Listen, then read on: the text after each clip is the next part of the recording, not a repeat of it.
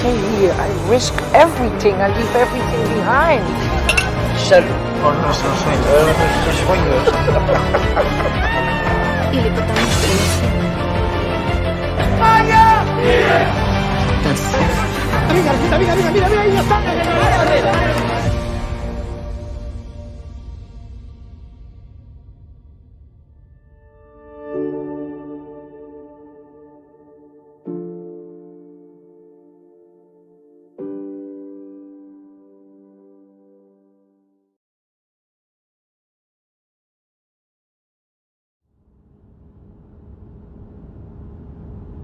Który to raz, bo nie pierwszy, co?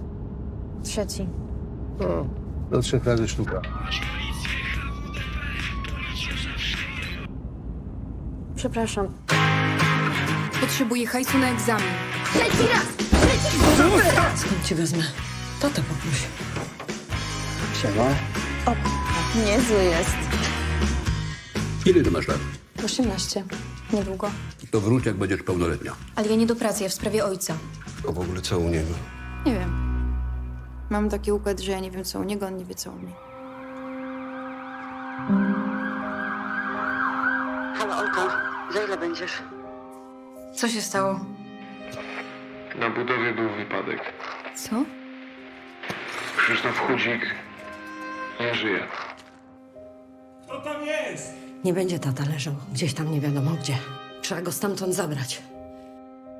Lotnisko raz. Sam cię nie wezmę.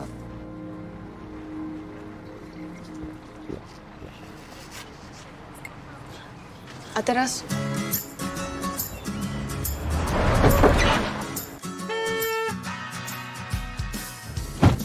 I need to transport a body To where? Poland. Polska. Pierogi. Często tak robisz? To był mój debiut. Jakby ci było zimno, to do mnie zapraszam. Weź młotek, nie świruj, to jest córka Krzyśka. Co to znaczy? Żadnych pieniędzy nie dostaniesz. I to przejebane. Witamy w Irlandii.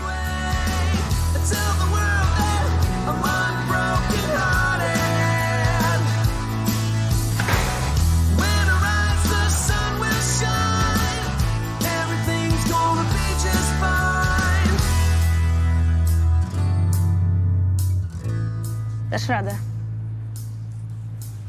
Nie płacz. Ja nigdy nie płaczę. Idziesz młoda czy jak?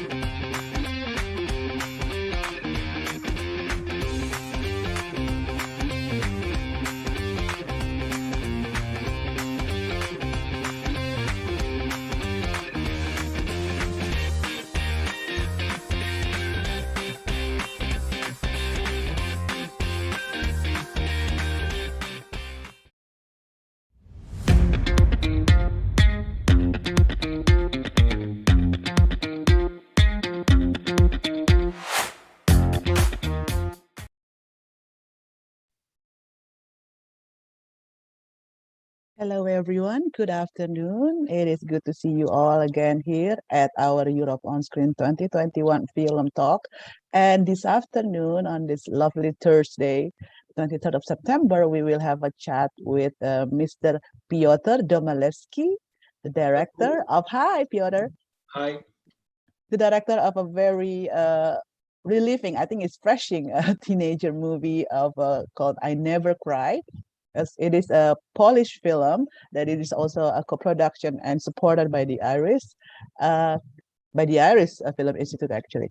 And then also, but before we start, I would like to thank you to the Polish Embassy in Indonesia for supporting us and for bringing the film here to be screened by all of our audience at the 21st edition of online edition of Europe on Screen 2021, and also for the supporting of media partner Mokino for the film I Never Cry. And also, I would also like to, before we start, the host just reminded me to share the rules of the webinar. So kindly keep in mind that this webinar session is being recorded and is broadcasted live on the Europe on Screen YouTube at the moment. And all participants are muted in order to enable the speaker to speak without interruption. We also activate below, there's a Q&A box where you can type your questions and we can share it to Mr. Piotr that will be answered during the Q&A part of the webinar. If you want to ask also in Indonesia, please do, and I will help to translate them to you. The whole session of this Film Talk today will be conducted in English. So if you have questioned everything about the film and about the festival itself, you can put it directly in the Q&A box. So thank you everyone for joining, and thank you, Piotr. It's must be very just early in the morning to join us here. It's not that early actually, but I work all night long, so that's the thing. So where are you right now? Are you in Warsaw or Krakow? Yes, or? yes, I'm in Warsaw because I have to write script. So you're writing for your next project. Yes. Congratulations for your film I Never Cry. It had won a lot of awards in Polish Film Festival and everywhere. So I was just to start the session today, we would like to know what was the first inspiration for you to write this film.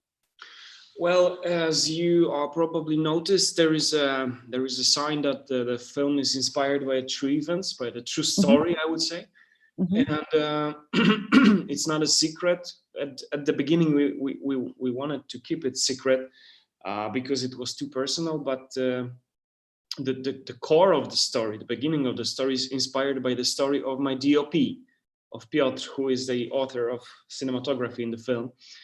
Because when he was 17, he came back from school and his mother received a phone from Canada because that's where his father worked during the days. And she told him that he has to call them back because she can't speak English and she doesn't know actually what they actually want. And he called them back and they said that he has to come to Canada to pick the body of his father back because he unfortunately died there for a heart attack. So pretty similar in what Ola did with her mom also. Yeah, I mean that's the beginning, but how the story developed in the real life, Piotr find himself too weak to go there. He wasn't there enough. I mean, it was Canada. He was 17. It was, the distance was bigger, and they still had some friends there to take care of everything. So I thought about creating the protagonist that would be, in this position that there is nothing to do but going there. So that's how Ola came up. And I'm glad that you choose a teenager girl, and still 17 years old and very brave enough. And you establish her character in the very beginning that she's not the one that's going to follow all kind of rules with the driving license. Very rebellious. The thing is that, in Poland, when you are applying for film funds for money, they are always asking you, reading the script, would the viewer, the audience, like the main protagonist? Because she's so rough, she's edgy. And I said, why on earth should I like her at the beginning? I have 4 younger sisters, and trust me, they are really likable because usually they are really rough and mean to me. And I mean, like, you can understand her, you can empathize with her, and you can be empathic with her, but you don't have to like her at the beginning. You just don't. You have to follow her story and her emotions, and that was the beginning of the creating of Ola character. Did you It's get more or any? less based on my four sisters character. So you have like 4 older sisters, or were you No, like the they are younger? younger. They're younger. Younger. And then it's like, but did you get into trouble for not making the protagonist being liked by the audience, or by getting the funding? It's always difficult to convince the producer and the people who are giving money, because they always want, to fall in love with the main protagonist from the very beginning. And I'm always thinking like, no, I mean, the beginning should be like, you don't like her, and then you are following her story and you're starting to like her, because you understand the reasons why she is like that, because the world that she's living in is really tough. So she has to be tough to deal with the world. Yes, yes. And actually, on the contrary of those people, I really like her since the very beginning. Like, she really know how to kick ass. Yes. Come on, it was not her fault. Exactly, it was not her fault. And then also she had to deal, like at her young age, to deal with the family issue and also with the brother. Yes. And the mother as well. So this is something that really, really hard to take, and to go over to pick up your dead father. I don't think I would be able to do that if I was at her age. So I mean, I would be able to do that now, I hope, but I don't want to think about it. Yes, I would definitely not be able to do that when I was 17. Like, yeah, it's like, yes. And how did you met Zofia? Did you do some kind of casting or audition? Yeah. There was a big casting because,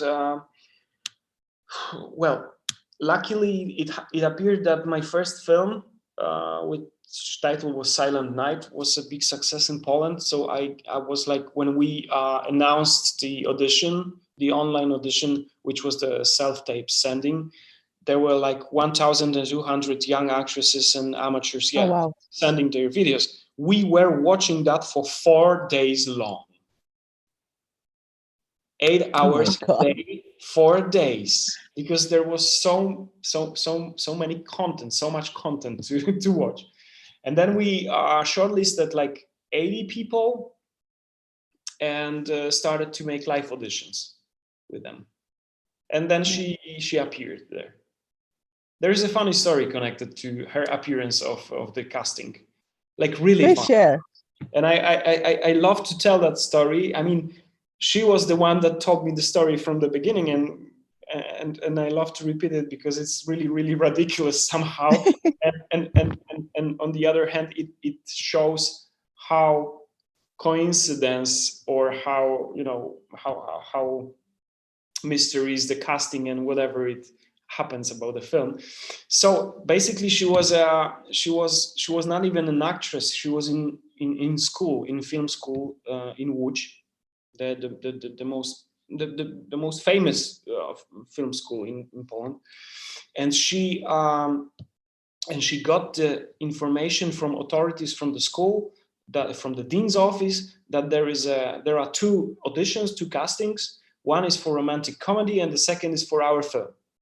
And they usually not recommend people from first year to go on casting, but as an exercise, they recommend to go just to find out how to work during the casting, because it's pretty extraordinary event. So she came up, she appeared, but she was in such a rush and hurry that she thought that the casting she's taking part in is the casting for a romantic comedy. And she knew from the beginning that she really doesn't want to take part in this film, because she was ambitious. The romantic comedy was a slapstick comedy for and she was like, she was just about to go there, play the scene and go out.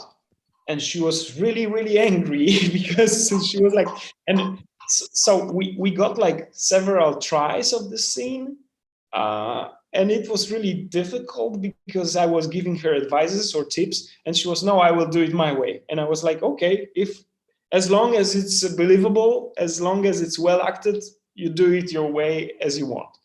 And then she, on her way back home, she thought that the scene that she was playing during the casting was not that funny, actually.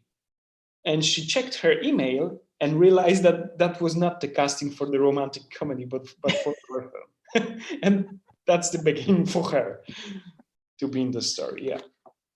Was that because of her silly attitude that you got? Yeah, she was like she was really rough, and I really liked that. But she was the same time she's really fragile and emotional, and that was the perfect Combination. Picture. Yeah, perfect combination. Yes, and I think we can all see that when she took the part of Ola, and then the way she's trying to tell all of her friends, look, I never cry, but deep inside you can see in her eyes that she's really actually crying. And that's she fighting with crying, but she's like, that's her internal war that she is fighting with her emotions all the time. Yes, and especially, I mean, I think also the whole idea of not getting to know your dad, it's just, yeah.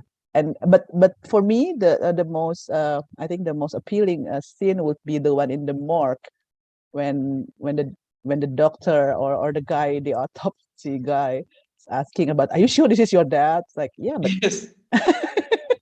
I don't know. He's pretty massacred. How should I know? exactly. Like, how did you know what your dad put in your pocket? So that's and she's asking him, do you know what your dad keeps in his pockets? And he's like, well, he doesn't know, because nobody knows. It's like, exactly. And this is his secrets. That's the thing. Yeah, that's true. And I don't know whether I should be laughing because that's the part of the comedy part of that movie, but then it's also it's really real and very human the way she reacted. I realized that even in the most dramatic events and moments in your life, there is always the absurd side of it. It's like it's always a combination of it. It's always like, going together because that's how life is actually. And sometimes you can pay attention on these dramatic things, but sometimes you can realize that it's pretty much absurd what we are doing here, but it's dramatic but absurd at the same time. Yeah, that's so true. And also, how did you set the tone? Like, because I saw it's very like blue and gray kind of wash kind of tone. Did you prefer to do it like that just to keep the melodramatic, or does it just to follow the characteristic of Ola? Well, the thing is, because we are always with my DOP, with Piotr Sobociński, we are always thinking about the best look of the cinematography that works for the story. And to be completely honest with you, I hope that nobody from Poland would be sad or angry. I mean, this particular weather is the most common in Poland. And we thought that if we want to show the picture of our country nowadays, we have to shoot it in this particular mood, in this particular color, and in this season, because basically we have 4 seasons as everywhere, but this autumn takes like 8 months in the year. God. Yeah, like sun is here for 2 months, I think, and then you have this shit, because that's sorry for forget. No, it's okay. But that's the thing. That's what we have. I can show you clouds today, and it's pretty much the same. Well, that's practically my first impression when I came to Warsaw and Krakow. It's just gray. Yes, now you know. Well, yeah, compared to Indonesia, that's very sunny. So yeah, it is quite gray. But they have nice people there, so that's good. We have to deal with that somehow. That's true. So how about the selection of the soundtrack and the scoring? Since this is also a co-production, do you also use some kind of music when she was in the Dublin, or how did you choose? We were looking. We were particularly searching for some music that would you know, stay in the mood which you can connect with the country. And yes, we were trying to put their music that in our you know, in our perspective is representing somehow the atmosphere there. But yeah, that was a long process, and we wanted to show some kind of a tiny difference between those two countries. But on the other hand, as you can see in the cinematography, we wanted to show that the difference is very tiny. The promised land that people are emigrating to earn some money is not that different than the origin country. And so we were, you know, it was a kind of a detailed job. Yes, and I mean the phrase that the grass is always greener on the other side, it might look green from far, but when you are there, yes, it's just the same thing. I mean, we had this expression here that from the distance, the view is beautiful. Z daleka widok jest piękny. That's what we, but when you get there, you can see edges and scratches. Yeah, that's true. That's really true. So, and also, I think we have already, okay, before we go to another question, we have already some question from the audience. We can start to answer them now. That one is from Ferdian Harris. Hello, Mr. Domalewski. I really respect you and love your film. I have one question that I'm very curious about. How do you create a positive and comfortable atmosphere for the cast and crew during production? Well, I would say that it's all about trust. It's all about trust. That's the first thing. And the second thing is that I'm actually lucky to work with great artists and great people. And I mean, like, we are always when we are shooting something. That was my second film. Now I'm after shooting my third film, and I'm usually working with the same people as a crew. And I mean, we all are aware of the process. We all are aware of what we are actually doing, and it creates the impression and the feeling that we are all authors of the film. And that's very important, because then you're actually doing what you're supposed to do. You are not just a worker, you're the creator. And that's that's the very important thing. And in terms of actors, because they are always stressed and nervous, I have this expression, and somehow, I don't know why, it works, because they are always telling me, sorry, I'm just kind of stressed and nervous. And I'm always saying, you don't have to be. And they are saying, like, yeah, I know, but I am. And I'm saying, but really, you don't have to be, because I'm here to be nervous and stressed. I was paid for that. And you just can stay calm, because I'm the one to be nervous here. I'm the one to be, you know, stressed. And they are, usually it works. They are like, okay, that works for me. So yeah, let's do it. And I don't know, I like to talk with them that way, because it's truth, to be honest. I mean, I'm the one who's responsible. I have to be stressed. That's good, actually. That's a good tips. I think that can be also done here. Like, Yeah. to saying that and to ensure your team that they are going to be just fine with you, working with you. And it also creates a sense of belonging of the project. So everybody owns the film. Yes, that's very important thing. That's a very important thing. And we have this anecdote with my crew, that even if something bad would happen on set, like I would have to go somewhere to hospital or whatever, they will kidnap me. My DOP knows how to finish the shooting day. If the DOP disappears, my first director assistant knows how to finish the shooting day, and so on till the costume designers. Ola, for example, she's the author, by the way, she's the author to costumes to Aida and Cold War by Pawlikowski's. So she's like a really costume designer star in Poland. And if something would happen to everybody and she will be there. She will know how to finish the shooting day and how to do that, because we are all in the process. We are all, talking together and going through the scenes and breaking the script. Okay. So, and now we go to the next question.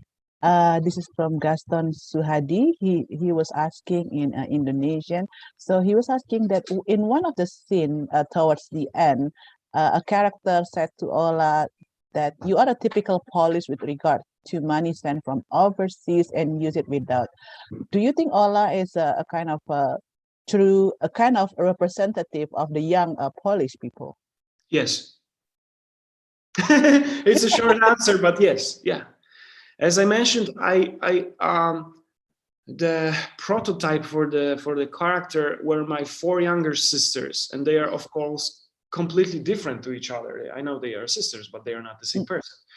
And I was like trying to mix the most significant, the most shining parts of their characters. And I would say that she's really representative for Polish teenagers. She is. So you combine all your 4 sisters into Ola's character. Well, she smokes cigarette like my one sister. She speaks like another one. She's when she's getting furious, so she's getting furious like the third one, and so on. Yeah, really. Okay. That's good. And I was just wondering how was the response of your sister when they watch your film? Actually, because we are not, as you can see in the script, we are not people who are so emotional and who are so easy to express their feelings. And my sister Anya came to me and she said, "Thank you for that film." And that was enough.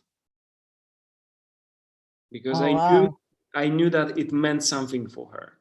That somehow I was able to describe somehow her, her feelings and her issues with dealing with the reality, and that was really precious. Yes, I think that's also what we actually experience here while watching your film. This is not only about the story of Ola, but also dealing of how we cope with ourselves and to ask ourselves, what do we really want? Yeah. Yep. And also, Gaston is still asking another question. So it's also in Bahasa. Is it true? Is it most of Polish film always related to social issues like labor and worker? Because apparently Gaston, the guy who asking this question, heard that the union, the worker union in your country is very important in playing a good. Well, no, it's not the biggest branch of cinematography in Poland. I mean, like right now we have this, well, let's be honest, right now everything is changing because of the pandemic, because of the streaming platforms. So there are like different channels of distribution, and everything is changing. We have like our cinematography is really how to say that, it's like a cocktail of everything. But what I am particularly interested in is those social topics, because I grew up in a poor region of our country, in a small village, and people from my side of country are usually the immigrants, because there is no job, no money. So they are usually like, you can imagine that 80% of people that emigrated are from my side of Poland. So you can imagine that like one person on 3 people from my high school, they just emigrated. So like 30% of my friends are there. So you can imagine how influence and how big impact it has on myself, even if I'm not aware of that. That's the thing, that they had to go because there was no other way to survive and to live on human level here in our region. Yeah. So it's not that common, but that's my way. Okay, that's understandable. Yeah. Oh, yes, and also there's another one question from Bambang Junaidi. So Bambang Junaidi said that I love your previous film Silent Night. It's among one of my favorite Christmas theme films of all time. Great Christmas comedy. I hope that the first one is Home Alone. No, I mean I watched Silent Night too, so yes, Yeah. I It's agree. nice. Thank you. I agree with Bambang actually, because he said that it feels genuine, real, and again emotional. So yeah, so she was asking, dear Piotr Domalewski, thank you so much for making the film. It is my favorite film in this festival so far. So thank you for screening the film as well for the festival. I had a good cry after watching Thank the you for film. having me there. Come on, guys. I'm the one who is happy here. Okay. Of course, So, I would love to come there personally because I've never been to your country, but maybe someday in the future. yes, with your next film, I hope so. Yeah, me too. So yes, so he said that he had a good cry after watching the film, despite the title. And what his question is about, how do you build up emotion in your story, and how emotional were you while writing the film? In particular, in many scenes where Ola is unable to express her emotions in words. Well, that's a difficult process. I mean, that's the thing that it's really, really unmeasurable, and that's the thing that really bases on my own emotions, because those are not things that you can easily deal with, like with bricks or something in the script, because you have this a structure, which is the structure of the script is important, because script is the base for emotions for me. And then we are just adding something, and we are checking how it works in with real people. But this is something that basically belongs on to my, I don't know how to say, artistic impact, I would say, because I don't know how else I can explain that. I mean, I had the professor in the film school, and I was always showing him my scripts, my previous scripts. And when I showed him the script of Silent Night, the first film that was mentioned here, he asked me, okay, I have some questions and some notes, but the most important thing is, where would the audience cry? When? In which scene? And I said, I don't know, sir. I never thought about that. And he said, you should know. and until then, since then, I'm like thinking about that. I mean, like, but I don't to be honest with you, I don't think about the audience. I think about myself. When would I cry? Because I'm, you're a director, you are sometimes, but the viewer, you are always. So mainly I'm a viewer. I'm just I'm watching films, and this is how it works for me. I think that's good. That makes the work felt so personal, and this is what we felt watching your films. I mean, both of your films, you put your own emotions to your writing, and then to also the dedicating of your work too. So, well, do you know that the regular Polish person has 700,200 hours life, because that's what is 70 years counted to hours. So it's 700,200. That's the number of hours. So I'm spending on my films a lot of those hours, and there is that would be pointless if it won't be expressing your feelings and your emotions, because otherwise you're just wasting your time, which is countable and not that long. Yes, that's true. But I hope that making a film will not shorten your life too, from the 70 or something. Well, my friend who is a DOP, because I always thought about making films that's a kind of a period that you are doing, not in your life, but it's your job somehow, whatever. And he said to me, look, I'm spending on set 200 days in a year. So it lasts only 165 days for my real life. So now explain to me which actually is my real life. This one I'm on set because it's 200 days, or this one I'm not. And then I realized that that's why we have to have a crew that we are feeling together comfortable and happy, because that's a big part of our life, like a half, to be honest. So Yeah, like your own family. Yeah. That's true. Yes. So yes, there's another question from Ardi Saifuddin. Hi Piotr, Poland cinema is associated strongly to Krzysztof Kieslowski.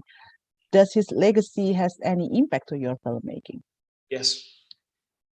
Yeah, I mean, like, for me, he's like the biggest Polish filmmaker in the ever, actually. And you know, that the biggest impact on my films and on myself personally is that he was always picking like a simple protagonists. He was not making films about well-known people, big stars, war heroes, whatever. He was extremely focused on the real life. His documentaries, because he used to shoot documentaries before he started to be a international European star. They are so focused on people, on like really simple people, and that's my way too. And yeah, and I'm trying to be honest in making that, in being faithful to normal people and the normal life. That's what interests me. When you see, for example, I will explain it how it works in my case. When you see a star, there are a lot of directors and creators that would make a film about a star. When you see a star in a car, but I would definitely shoot a film about the driver, or the mechanic, or the car washer that was preparing the car for this biggest, appearance of festival or whatever. Those three people are much more interesting for me than the star itself. That's how it works for me. That's really interesting. I like that. To explain it in a simpler or maybe more popular case, I always thought about shooting a Star Wars movie. Star Wars? Yeah, but from which perspective? Yes, and that's the thing, because I thought, so how would my Star Wars movie look like? And I thought that I would definitely shoot a film about the mechanic of Millennium Falcon. Because they are always destroying that, and there is always a guy who is fixing this shit. And I'm like, this guy has to be completely destroyed after each battle because they are bringing him such a wreck. And he is somehow dealing with his family, with his wife, that she's saying to him, don't spend so much time repairing this shit. But he's doing that only for the Han Solo to come and said, engines on. And nobody knows who is he. And I really want to know him. I really want to meet him. I really want to see his story. Why is he working there? What is his, family? What everything? Well, honestly speaking, I'm such a Star Wars geek, so I would love to actually watch that. Yeah, really? And yeah, I even have a title. I even have a title. Bob. Star Wars story. Bob. His name would be Bob. Bob. It's just Bob. He's like not important for anybody, but for me, he's a very important person. I mean, for me, it's very important too. I mean, Han Solo and Chewie is always ruining the Millennium Falcon, so. And the Bob has to fix it. Yes. And he's begging them before the battle, please, don't. And they're, Yes, I think- okay, it will be all right. And then they are coming back with the wreck again. And he's like, yes. I really think you should pitch that idea to Disney. I I would say that this idea would be described in a tagline where the American cinematography meets European cinematography. Bob, Star Wars story. Yes. Oh, that would be awesome. I was looking forward for that, Piotr. Bob. Yes, for Bob. And the title, Bob. Exactly. So yes, now is this the next question is from Doni Fajar Kurniawan. If we divide the film into, he was asking more about technical of the film production. If we divide the film into pre-production and post, so what kind of pre-production did you do? Do you have to research, and how long?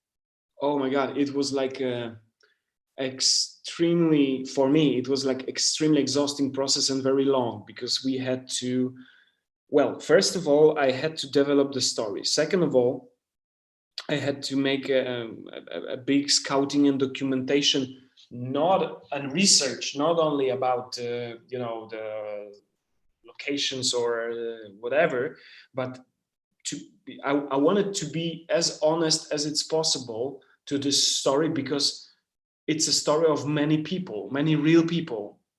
So I was studying all cases of bringing the body, of all cases that somebody accidentally got the message that his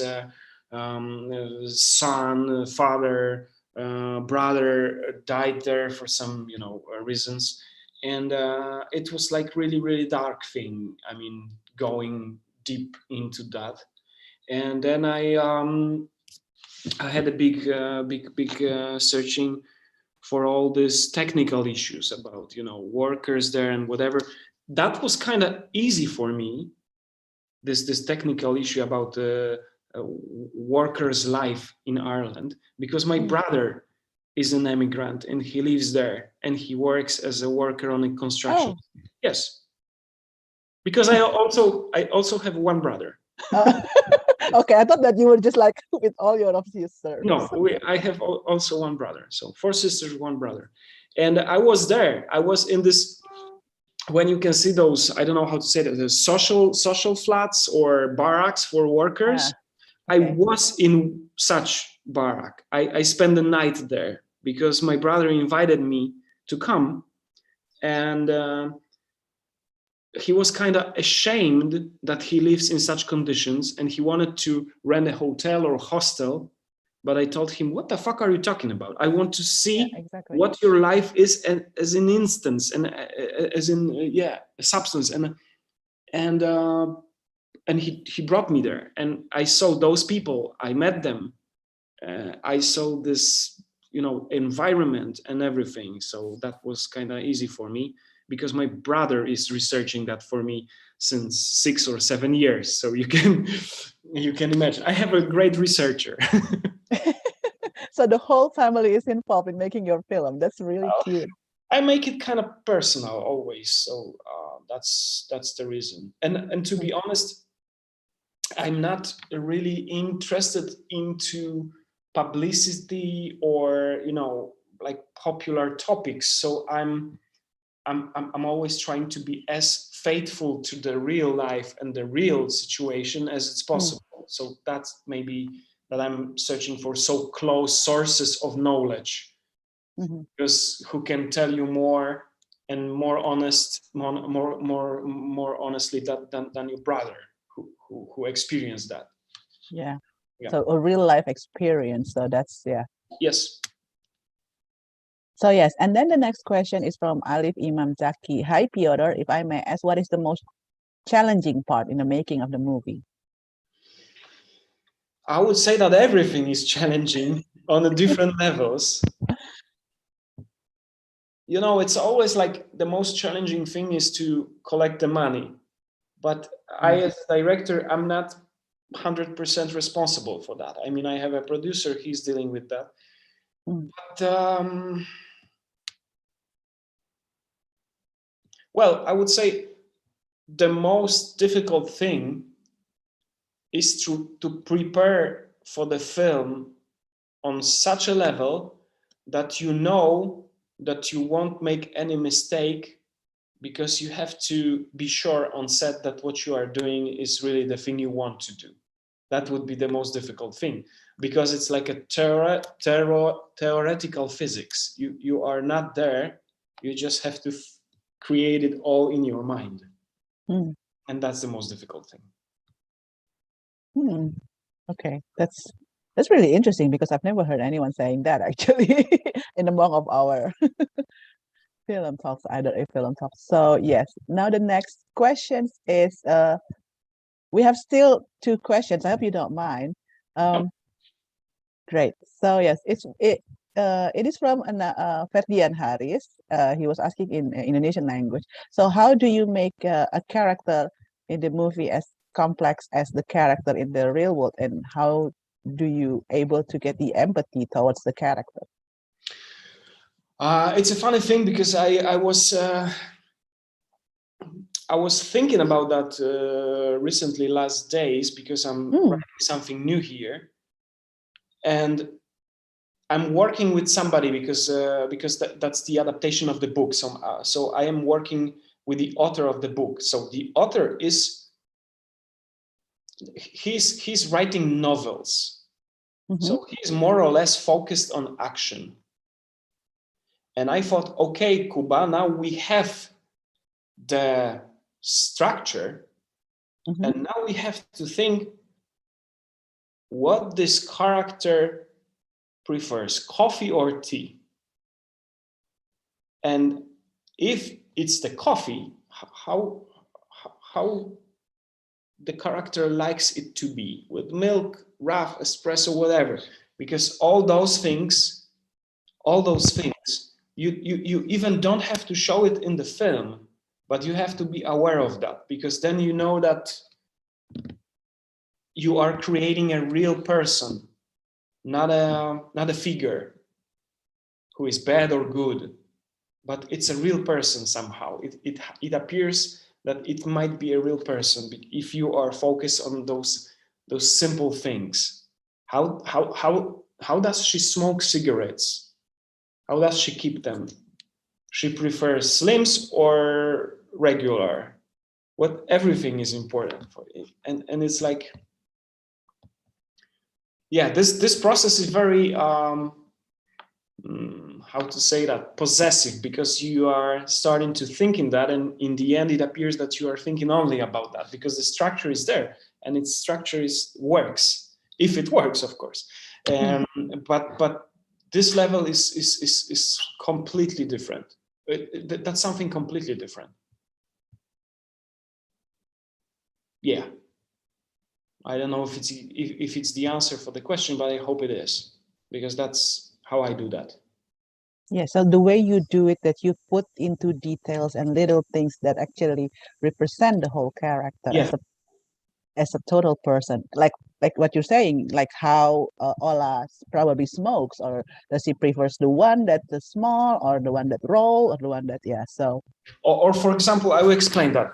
When she is walking somewhere, is she during the walk looking around, or is she always going strictly to the point? And Ola is always going strictly to the point, because she has a mission, she's focused, she just wants to do that and get rid of this thing from her life. She just want the things to be done, yeah. Yes, other characters, different, they would go there looking around, thinking, and no, she's following straight lines. Yeah, that's you can see it on the screen, but you don't think about that.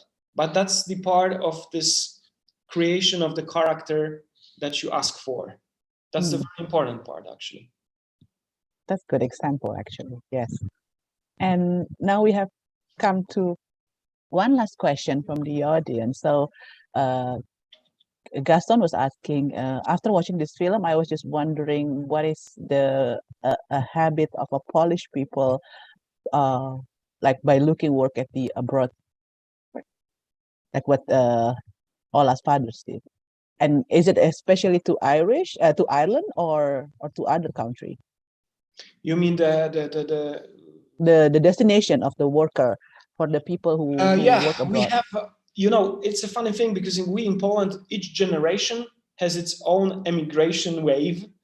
And yeah, really, it's not, you can laugh, but that's the fact. And my generation target and direction was United Kingdom and Ireland. There were that, yeah, like almost 2 million people went there. Yeah.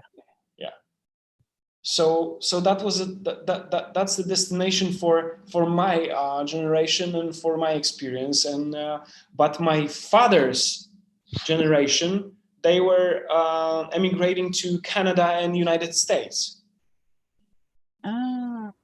Like your DOP, like your DOP parents. Yes, and the generation before that, after the Second War and whatever, it was France, for example, Belgium, France. Spain. You have a lot of Polish people in the Donostia region, because I was with this film. It premiered on San Sebastian Film Festival, and they told me that it's a region of minings, of industry, and there during 1960s there was a big emigration wave from Poland there just to work, because they were qualified workers, and they were like, you know, each generation has its own destination. That's really interesting. It's like a happening destination that only happens to each generation. So yeah. Okay. And we have another questions.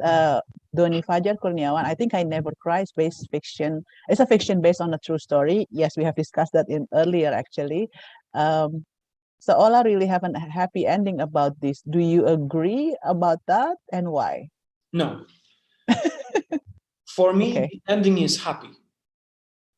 In terms of this whole story and the whole drama, at the beginning, because that's what I always do in my films, I love when my protagonist is getting those things that she or he dreamed about in the beginning of the film.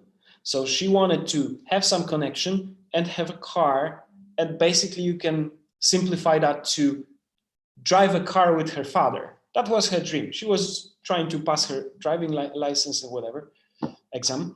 And in the end, she's actually doing that. Not in the way that she expected, but still she won. She won. She's the winner. I mean, the world was cruel for her, but she was able to win, to make her dream somehow come true. And for me, it's very positive. And if you can see in the last frame in the film, she's crying, but she is trying hard to hide it. Yeah. Yes, dry her eyes, because she's not crying anymore. I mean, like, she won. And that's what I like it. I think that's why also our audience like it. And so far we have a lot of people wanted to watch this film. And also one last question again, there was like question from Ferdian. He wanted to know what kind of approach that you do to your actors and actresses. You know, it's easier for me because I used to be an actor. Yes, I work in a theater as an actor. And it's pretty much simple, because when I want to give a tip or advice to the actor, how to play, how to develop the scene or whatever, I just wonder what I would like to hear from the director to do that the way I want it. And then I'm just telling the same to the actor, and it usually works. Yeah. That's the magic. Wow. But the second thing, this works only if you have, if you each other, believe in those things you are doing. If you are, if you're on the same page at the beginning, it works then, because they believe you. They are, you know that you are taking responsibility and that you are not, you know, unaware of what we are doing, that you are really, really controlling the whole process and everything. And that's very important too. Yeah, that's true. Because you have to understand that the actor, they don't have the perspective of the whole film. They have only the perspective of those scenes, lines they are telling. They just don't. They are not watching this through the lens as I do. So they have to trust you. It's all about trust. Yeah, they only have like a piece of characters that they own within their script. So yeah, that's true. And one more advice, if I can, please, for this is like the very important thing is that if you have a scene that there are some multiple characters scene, that there are some 3 or 4 people, and of course you are always focused in the take on one person or something like that. You always have to come to all those people and say, I noticed what you were doing that, and it's okay. I like it, keep it that way. Because sometimes you just forget. If something works, you just forget to say that it's good. Because you are focused on those things that doesn't work. But you have to all the time come and say, that's good, keep it that way. That's okay. I noticed that you wave your head this direction. It's very important, because then not only they feel safe, but on the other hand, they trust you because they know that you are like really, really taking care of everything that they are doing there. And and it's all about trust, I would say. Yes, and by showing that is actually you showing your appreciation towards them too, towards the job that they do. You know, actors are people who are who loves the appreciation. So yes. Well, like many people in the world who works on their job, of course. So Piotr, thank you so much. This has been such a great session, actually. But before we ending it, I think the host Panji will let us know on how to take photo. This is what we do. So please, Panji, can you give us a cue? So I'm gonna count to 3, and then we'll take a photo. Yes. Ready? 1, 2, 3. And one more time. 1, 2, 3. Thank you. Yes. Great. Thank you, Panji. Thank you so much, Piotr, and good luck for your next writing. We are really looking forward to watch your next film. Yes, it's hard work. Is it possible to give like a little bit of story about what you're writing? Based on a book, so it's really, really difficult to explain. But it's about a small town in Poland. Okay. Yeah. Okay. Now we're looking forward for that to happen. So we wish you the best of luck for your next project. And hopefully you can come to Indonesia for the next Europe. I would love to. Come on. Yes, we will ask the Polish embassy that to bring you here. Good. I will call them personally. Awesome. Great. Thank you so much, Piotr, and have a great rest of the day. Thank you very much. Thank you. Bye. So thank you everyone for participating in our film talk today at Europe on Screen 2021 with Mr. Piotr Domalewski, the director of the film I Never Cry. The film has just started yesterday, and I really recommend you guys to watch the film. It's really, really an interesting film. It's one of the films that you should cry, but you don't, and then you laugh, but then again at the end you will feel all the emotional feeling mixed up in you. So thank you for the Polish Embassy in Indonesia for bringing this film to Europe on Screen 2021, and also for Mokino, one of our media partners that has been supporting us all these years. And oh yes, the host is actually cueing me on how to pronounce the winner of today. So from all the questions, from all of you that already sending us questions, I thank you very much. And the winner for the session is actually goes to Mr. Ferdian Haris. Congratulations. Our teams will contact you and you will receive a special package from Europe On Screen 2021 online edition. And I wish you to stay well. Right now, my co-director Naufal Yazid is hosting an Instagram live with our short film pitching project EoS 2020 winner. So if you want to check their tips on how to pitch your project, you can go to our Instagram live.